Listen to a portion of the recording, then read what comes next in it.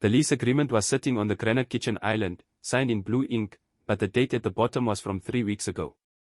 That was the first thing Elias noticed when the silence of the apartment finally became heavy enough to feel.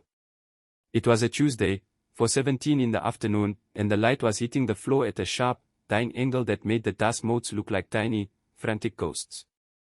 Julian's scent, that specific, sharp sweet combination of crushed bergamot and cold sea salt, was still there, but it was thin.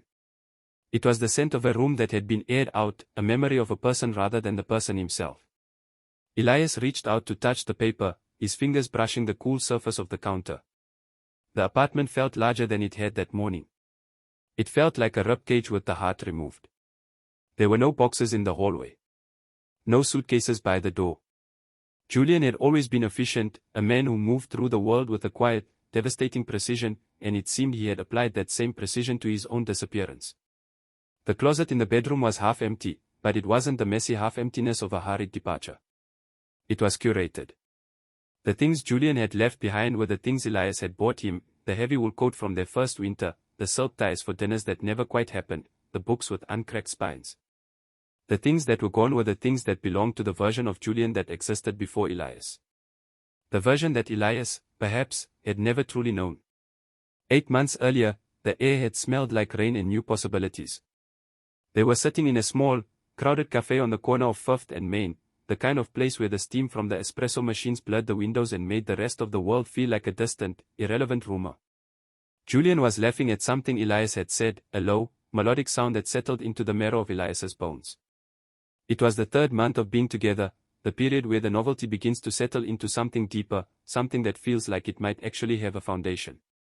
Elias watched the way Julian's eyes crinkled at the corners, the way his scent, stronger than, vibrant and pulsing with a contented heat, wrapped around Elias like a physical weight. "I think I'm going to need more space in my medicine cabinet," Elias had said, his voice trailing off as he realized the weight of the implication. Julian hadn't hesitated. He had simply reached across the table, his hand warm and steady over Elias's, and said, "I think I can manage that." It was a choice. A deliberate, conscious movement toward one another. At the time, Elias hadn't realized that choices could be unmade as quietly as they were crafted. He hadn't realized that the foundation was built on the assumption that the past was a closed door, when in reality, it was a curtain that any stray breeze could blow aside. In the present, the clock on the wall ticked with a rhythmic, punishing consistency. 1, 2, 3. Elias walked to the kitchen window and looked down at the street. The city was moving on. People were walking dogs, hailing taxis, living lives that didn't involve the sudden, inexplicable absence of their primary orbit. He remembered the lavender plant. It was sitting on the windowsill, its purple sprigs reaching toward the fading sun. It was still alive. That was the detail that didn't fit. Julian hated that plant. He said it smelled too much like his grandmother's guest room, yet he was the one who watered it every morning at 6:30 while the coffee was brewing. Elias touched one of the leaves. It was damp. Someone had watered it today. Someone had stood in this kitchen, in this silence, and performed a small, nurturing act for a plant they disliked, all while knowing they were never coming back. The cruelty of that care felt like a physical blow. It was the same care Julian had shown for the last 8 weeks, the same meticulous attention to the rituals of their life together, even as he was quietly unspooling the threads that bound them. Elias realized then that he had been living in a house that was being demolished from the inside out, and he had been too busy looking at the paint on the walls to notice the structural beams being removed. 2 months ago, the first message had arrived. Elias had been sitting on the sofa, his laptop open, his mind half submerged in a spreadsheet for the architectural firm where he worked as a senior partner. His phone had buzzed on the coffee table. It was a text from Sarah, a mutual friend from the years before Julian, the years when Marcus had been the center of Elias's world. "Marcus is back in the city," the message read. "He asked for your number. I didn't give it to him, but I thought you should know." Elias had stared at the screen for a long time. Marcus.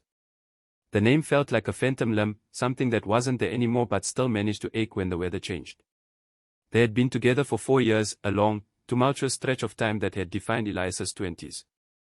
It had ended in a mess of unspoken expectations and a slow, grinding realization that they were two people who loved the idea of each other more than the reality. When Julian walked into the room a few minutes later, carrying 2 mugs of tea, Elias had told him. He had said it matter-of-factly, as if he were reporting a change in the weather. "Marcus is back," he'd said. Julian had paused, his hands tightening slightly around the mugs, and then he had nodded. "Okay," Julian replied. "Just okay." He hadn't asked if Elias wanted to see him. He hadn't asked if Elias still cared. He had simply set the tea down and sat on the other end of the sofa, the space between them suddenly feeling like a canyon that neither of them knew how to bridge. Elias had interpreted that silence as trust. He had seen it as the quiet confidence of an Omega who knew his place was secure. He hadn't seen it as the first brick in a wall that Julian was starting to build. There is a memory from the very beginning, one that Elias rarely let himself examine because it felt too raw, too revealing. It was the night they met. A gallery opening for a photographer Elias barely knew. The room was filled with the scent of expensive wine and performative intellect. Elias had been standing by a large-scale print of a desolate shoreline when he felt a shift in the air. A scent, citrus and salt, that cut through the heavy perfumes of the crowd. He turned and saw Julian. Julian wasn't looking at the art, he was looking at the people looking at the art, a small, knowing smile playing on his lips. When their eyes met, Elias felt a jolt of recognition that was almost violent. It wasn't love at first sight, it was something more primal. It was the feeling of a puzzle piece finally finding its match after years of being forced into the wrong boxes. "You look like you're waiting for something to happen," Julian had said, his voice a low vibration that seemed to bypass Elias's ears and go straight to his chest. Elias had laughed, a genuine sound that surprised him. "I think I'm waiting for the exit," he'd replied. Julian had stepped closer, his scent intensifying, a warm, golden aura that seemed to push back the coldness of the gallery. "The exit is that way," Julian said, pointing toward the heavy oak doors. "But the bar is this way. I've always found that the best stories start with a drink and end with a long walk." They had walked for 4 hours that night, the city unfolding around them like a map they were drawing together. Elias had told him everything except for the parts about Marcus that still felt like open wounds. He had told himself it was because they were irrelevant. He hadn't realized that by leaving them out, he was creating a void that would eventually be filled by someone else's assumptions. Back in the recent past, the coffee meetings began. Marcus had reached out directly a week after Sarah's text. A simple request, coffee. To catch up. Elias had said yes. He told himself it was about closure. He told himself that after 2 years, he owed it to the 4 years they had spent together to at least be polite. He told Julian, of course. He told him every time. "I'm meeting Marcus for coffee," he'd say on a Tuesday morning. Julian would look up from his book, his expression unreadable, and say, "Have a good time. Tell him I say hello." It was so civilized. So mature. Elias felt a surge of pride in their relationship, in the way they didn't succumb to the petty jealousies that plagued other couples. He didn't notice that Julian's scent was becoming flatter, less vibrant. He didn't notice that the physical touch between them, the hand on the small of the back, the kiss on the temple before leaving for work, was becoming a performance of habit rather than a spontaneous expression of affection. At the second coffee meeting, Marcus had looked at Elias with eyes that were too familiar, too knowing. "You look well, Elias," Marcus had said, his voice dripping with the kind of intimacy that only comes from years of shared history. "You look like you finally settled down." Elias had felt a flicker of discomfort, a sense that he was being categorized, but he had pushed it aside. "I'm happy," Elias had replied. "Julian is incredible." Marcus had smiled, a small, sad movement of his lips. "I'm glad. Truly. I just wonder if you've told him about the summer in Maine. Or the way you can't sleep without the window open, even in January." Elias had felt a sudden, sharp defensive instinct. "He knows me, Marcus. Better than anyone." But as he said the words, a small, insidious doubt had taken root in his mind. Did Julian know those things? Or had Elias stopped sharing the small, messy parts of himself because he wanted to be the perfect alpha for the perfect omega? In the present, Elias walked into the bedroom. The bed was made with a precision that was almost insulting. The pillows were fluffed, the duvet smoothed out without a single wrinkle. It looked like a hotel room, a space where no one had ever slept, no one had ever dreamed, no one had ever whispered promises in the dark. He sat on the edge of the mattress and put his head in his hands. The silence was absolute. He thought about the 3rd week of their relationship, when Julian had come down with a fever so high he was delirious. Elias had stayed by his side for 48 hours, sponging his forehead, whispering nonsense to keep the nightmares at bay. Julian had clung to his hand, his sense spiked with the metallic tang of sickness and fear. "Don't leave," Julian had whispered, his voice a ghost of itself. Elias had pressed a kiss to his damp forehead and promised, "I'm not going anywhere. I'm right here." He had meant it then. He had meant it with every fiber of his being. But standing in the empty apartment now, Elias realized that staying isn't just about physical presence. You can be in a room with someone and still be miles away. You can be holding their hand and still be reaching for someone who isn't there. He thought about the group dinner 3 weeks ago. Marcus had been there, invited by a mutual friend who didn't know any better. The evening had been a minefield of shared jokes and references to a past Julian wasn't a part of. Elias had tried to include him, but Marcus was a force of nature, a whirlwind of charisma and history that seemed to pull all the air out of the room. Julian had been quiet, quieter than usual. He had sat there, polite and attentive, a perfect observer. When they got home, Elias had been buzzing with the adrenaline of the social encounter. "That wasn't so bad, was it?" he'd asked, shedding his jacket in the hallway. Julian had looked at him, his eyes dark and unreadable. "It was informative," Julian had said. That was all. Informative. Elias had laughed and pulled him into a hug, but Julian had felt stiff in his arms, like a statue that was only pretending to be flesh. Elias had ignored the warning signs. He had chosen to believe the lie of the quiet. There's a scene from Time Layer C that Elias hadn't thought about in years. He was 6 years old, sitting on the front steps of his house, waiting for his father to come home. His father was a man of habits, a man who arrived at exactly 5:30 every evening. But that day, 5:30 came and went. Then 6. Then 7. The sun went down, and the street lights flickered to life, casting long, distorted shadows across the pavement. Elias's mother had come out several times, telling him to come inside, that his father was just late, that everything was fine. But Elias had stayed. He had stayed because he believed that as long as he was waiting, as long as he was looking down the street, his father had to appear. To go inside was to accept the possibility that he wasn't coming back. When his father finally did arrive, at nearly 9 o'clock, smelling of exhaust and exhaustion, he had looked at Elias with surprise. "What are you doing out here?" he'd asked. Elias hadn't been able to answer. He had just grabbed his father's hand and held on until his knuckles turned white. That was the day Elias learned that the unknown is a monster that can only be defeated by the familiar. He learned that safety is found in the things you can predict, in the people who have already proven they will return, even if they return late. This was why Marcus had been so dangerous. He was the familiar. He was the predictable. And Elias, in his subconscious quest for safety, had drifted toward the coast of his past because he was afraid of the depth of his future with Julian. He had been choosing by default, reaching for the hand he already knew how to hold, while the hand that was actually there was slowly, painfully letting go. 4 weeks ago, the shift had become undeniable, though Elias had still tried to deny it. Julian had started coming home later.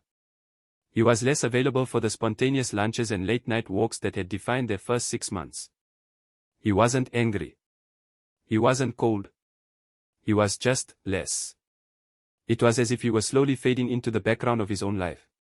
When Elias asked him if everything was okay, Julian always gave the same answer, "I'm fine. It's just a busy time at the studio." Julian was a restorer of old paintings, a man who spent his days meticulously removing layers of grime and old varnish to reveal the truth underneath. He was used to looking at things that were broken and finding a way to make them whole again. Elias should have realized that Julian was applying those same skills to their relationship. He was looking at the layers of history, the layers of Marcus, the layers of Elias's own hesitation, and he was realizing that there was nothing underneath worth saving. One evening, Elias had come home to find Julian sitting in the dark, the only light coming from the street lamps outside. "What are you doing?" Elias had asked, flipping the switch. Julian had blinked, his eyes adjusting to the sudden glare. "I was just thinking about the difference between a restoration and a forgery," Julian had said, his voice flat. A restoration honors the original. A forgery just tries to look like it. "I think I've been trying to forge a life here, Elias." Elias had felt a cold shiver of dread, but he had laughed it off. "You're just tired, babe. Come to bed." Julian had followed him, but he hadn't touched him. They lay in the dark, two separate islands in a sea of silence, and Elias had felt the first real crack in the foundation. He had felt the weight of the thing that was approaching, but he had still refused to name it. 2 weeks ago, the conversation finally happened, the one that Elias now realizes was the beginning of the end. They were in the kitchen, the same kitchen where the sign Lease now sat. Julian was making coffee, his movements fluid and practiced.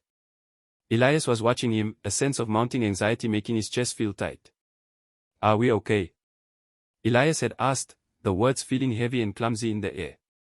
Julian had stopped, his back to Elias, his shoulders tense. "I don't know," Julian replied.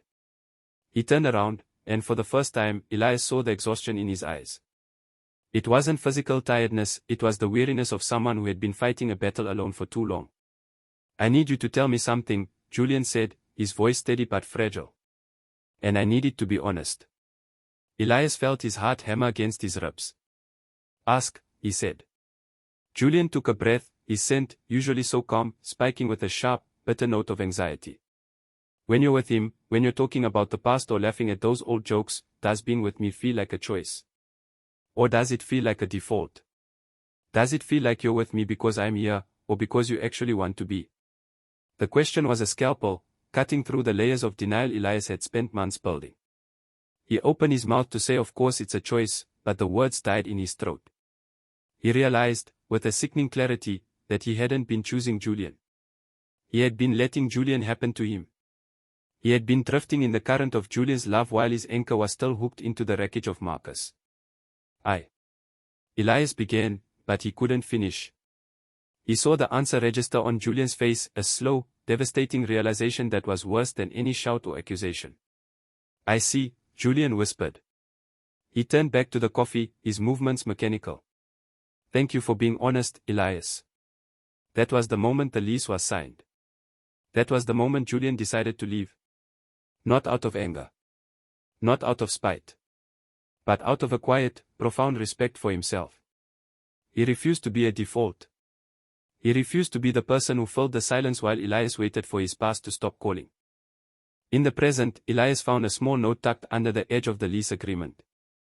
It was written in Julian's elegant, precise hand. "I watered the lavender," it read. "It needs more light than you think. Don't let it die just because I'm not there to remind you." Elias felt a sob rise in his throat, a jagged, painful thing that he couldn't suppress.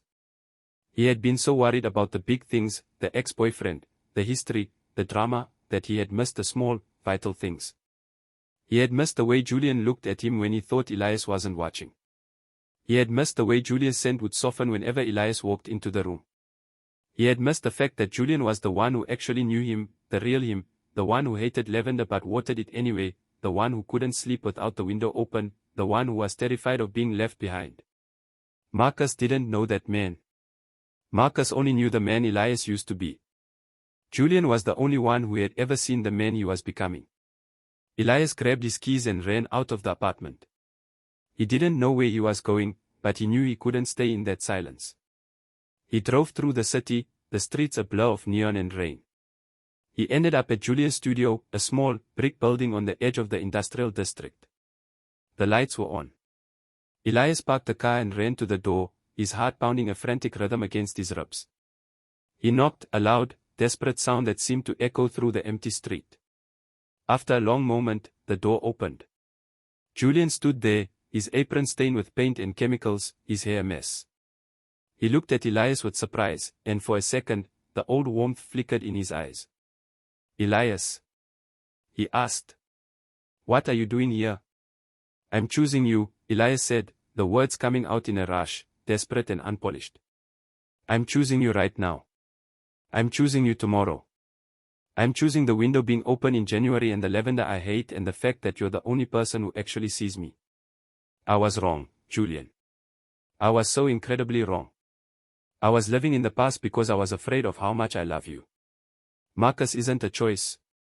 He's a habit. You're the life I want to live. Julian didn't move. He just looked at Elias, his expression unreadable. For a moment, the silence was so heavy it felt like it might crush them both. Then, Julian stepped back, inviting him in. The studio smelled of turpentine and old wood, but underneath it all was that scent, bergamot and sea salt. It was stronger here, more vibrant. It was the scent of a person who was alive, who was working, who was moving forward. "You're late, Elias," Julian said, his voice low and steady. "I know," Elias replied, stepping into the warmth of the studio. "But I'm here. And I'm not going anywhere." Julian looked at him for a long time, and then, very slowly, he reached out and took Elias's hand. His grip was firm, a grounding force in the chaos of Elias's mind. "Don't just say it," Julian whispered. "Show me." And for the first time in months, Elias felt the foundation beneath his feet begin to settle. It wasn't perfect.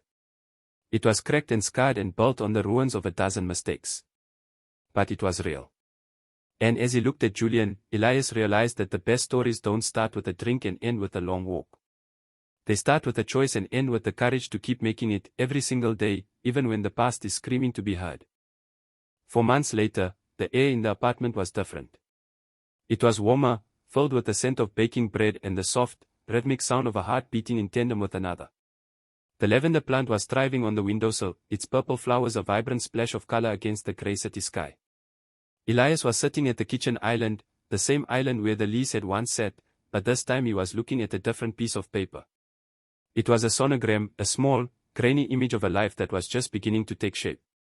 Julian was standing behind him, his arms wrapped around Elias's shoulders, his chin resting on Elias's head. "We're going to need a bigger place," Julian whispered, his voice filled with a quiet, profound joy.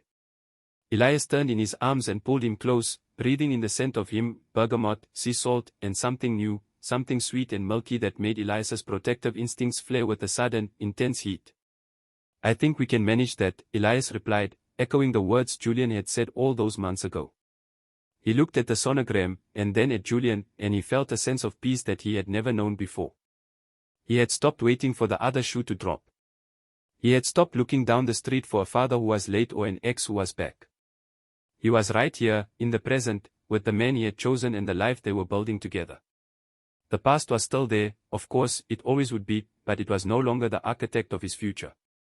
It was just a story he used to tell, a shadow that had finally been chased away by the light. When the news of the pregnancy had come, Elias hadn't hesitated. He hadn't felt the need to check his internal compass or consult the ghosts of his previous lives. He had simply looked at Julian and known that this was exactly where he was supposed to be. "This is what I want," he had said, and he had meant it with a clarity that left no room for doubt. Julian had believed him.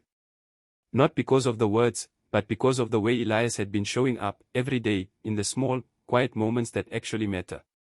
The way he made the coffee now. The way he listened when Julian talked about his work. The way he looked at Julian as if he were the only person in the world who mattered. Because, in Elias's world, he was. In the epilogue of their story, the alpha would sometimes tell the tale to friends who asked how they had navigated the rough patches of their early years. He would describe the silence of the empty apartment, the signed lease, and the realization that he had almost lost everything because he was too afraid to be honest with himself. "I was choosing by default," he would say, his voice steady and sure. He was preparing to leave, and I had to figure out how to choose on purpose. Turns out, it's not hard once you've actually looked at what you have. He would say it once, and then he would look across the room at Julian, who would be laughing or talking or simply existing in his own quiet, beautiful way, and Elias would know that the choice was still being made. It was being made in the way they shared their morning tea, in the way they navigated the challenges of impending parenthood, and in the way they never let the silence become heavy again. The wreckage of the past had been cleared away, and in its place, they had built something stronger, something more resilient, something that was entirely their own. The lavender was still alive, and so were they. And as the sun set over the city, casting long, golden shadows across the floor, Elias knew that they had finally found the exit, not from each other, but from the versions of themselves that were no longer true. They had walked through the doors together, and they weren't looking back. The story wasn't about what happened, it was about what they chose to make happen. And as Julian leaned in to press a kiss to his cheek, Elias knew that the best part of the story was just beginning. The scent of the room was perfect, a blend of everything they had been and everything they were going to be. It was the scent of home. And for the first time in his life, Elias knew exactly what that meant. He knew that home wasn't a place or a person you were used to, it was the person you chose to come back to, over and over again, until the end of time. The clock on the wall continued to tick, but the sound was no longer punishment. It was a heartbeat. A reminder that every second was a new opportunity to choose, a new chance to say I love you without ever having to speak a word. And in the quiet of their shared life, that was more than enough. The lavender swayed slightly in the breeze from the open window, the scent of the city drifting in to mingle with the salt and citrus of their bond. Everything was in its place. Everything was exactly as it should be. The silence was no longer a void, it was a conversation that didn't need words. It was the sound of two people who had finally learned how to hear each other, even when they weren't saying anything at all. And as the night settled in, they stayed there, together, in the light of the fading day, two souls who had found their way through the wreckage and into the clear, bright beauty of the truth. The lease was just a piece of paper, but the life they were living was a masterpiece, a restoration of a love that had always been there, waiting to be revealed. And Elias, looking at Julian, knew that he would never stop choosing him, not as long as there was breath in his body and a scent in the air to guide him home. The journey had been long, and the path had been winding, but they had arrived. They were here. And they were staying. The end was not an ending, but a beginning, a slow, beautiful reveal of everything they were meant to be. And as the stars began to poke through the velvet sky, Elias closed his eyes and breathed it all in. The salt. The citrus. The life. The choice. It was everything. It was more than enough. It was theirs. And it was beautiful. They had learned that the distance between the act and its meaning is often bridged by the simple courage to stay. They had learned that silence can be a sanctuary if it's built on trust. And they had learned that the most powerful thing you can ever say to someone isn't I love you, but I choose you. Over the ghosts, over the habits, over the fear. I choose you. And in the heart of their home, that choice echoed, louder than any past, stronger than any wreckage, a constant, steady hum that would carry them through every tomorrow. The story was complete, not because it was perfect, but because it was true. And in the truth, they found their peace. The lavender was still alive. And so were they. Together. Always.